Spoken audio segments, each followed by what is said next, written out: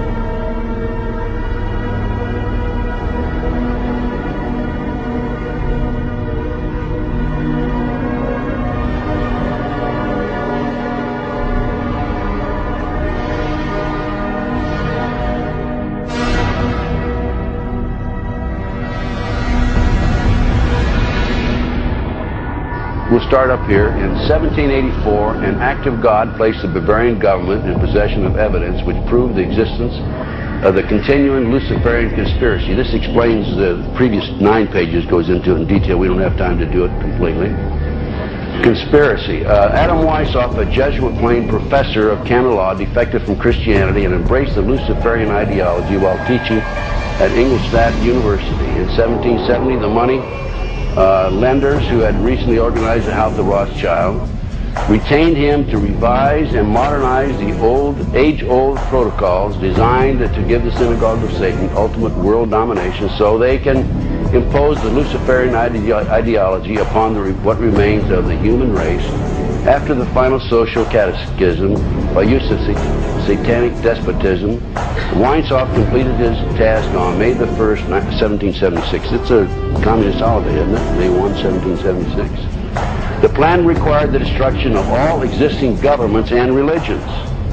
This objective was to be reached by dividing the masses, whom he termed goyim, meaning human cattle, into opposing camps in ever-increasing numbers on political, racial, social, economic, and other issues. The opposing sides were then to be armed, and an incident provided which would cause them to fight and weaken themselves as they destroyed national governments and religious institutions.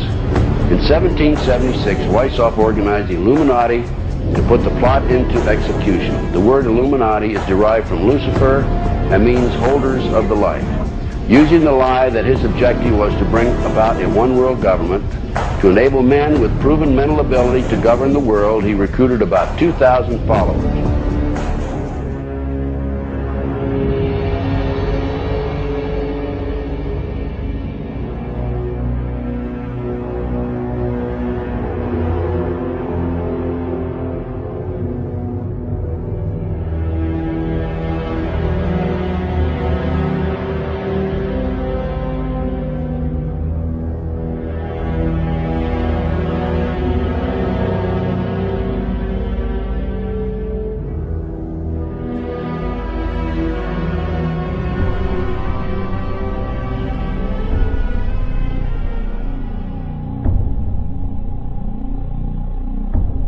No one would help me, even though there was a prosecution going on. They said, if you ever bring up satanic ritual abuse, your credibility is lost and you'll just be a kook and it doesn't exist and it's not organized in America. Just focus on child sexual abuse.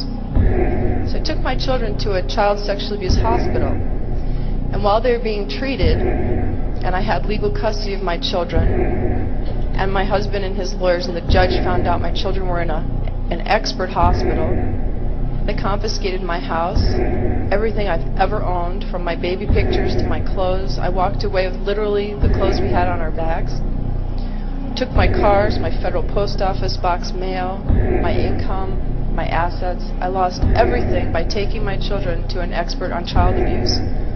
It was trying to stop me from what my children could disclose from being uncovered. And she showed me the drawings that the children were doing in her office, and they were of blood sacrifice, of people cutting their arms, dripping blood in chalices, of chalices with devil heads, and on and on and on.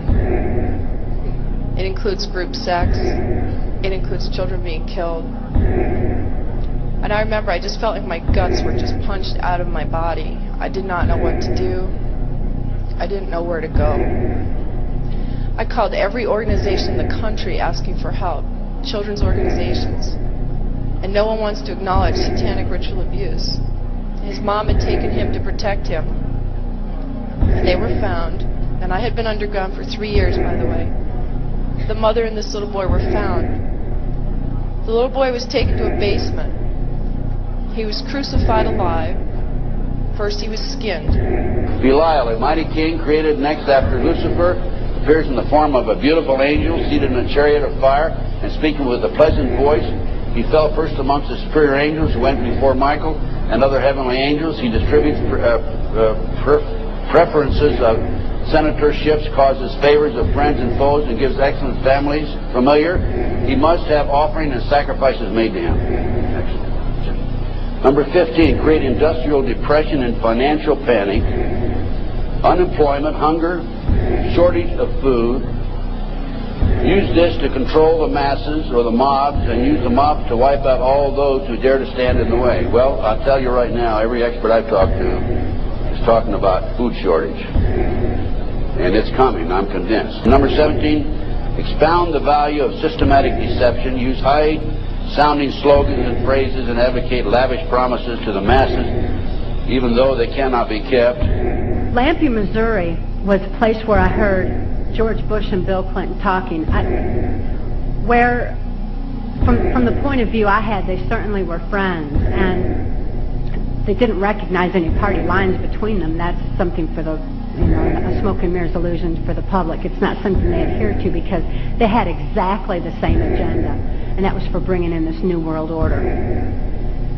I heard George Bush talking at that time. He was talking to Bill Clinton, and I've since photographically recorded it and wrote it verbatim in our book, that when the American people became disillusioned with Republicans leading them into the New World Order, that Bill Clinton, as a Democrat, was going to be put into the office of president. This was decided in 1984. Actually, I'd heard about it even prior to that. But that, as of 1984, they were already discussing it as an absolute fact.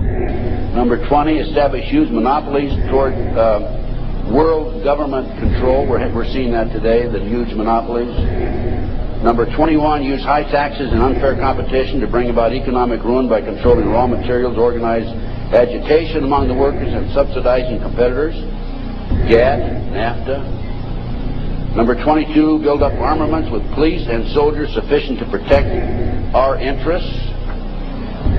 Number 24, infiltrate into all classes and levels of society, of government, for the purpose of fooling, bemusing, and corrupting the youth members of society by teaching them theories and principles that we know to be false.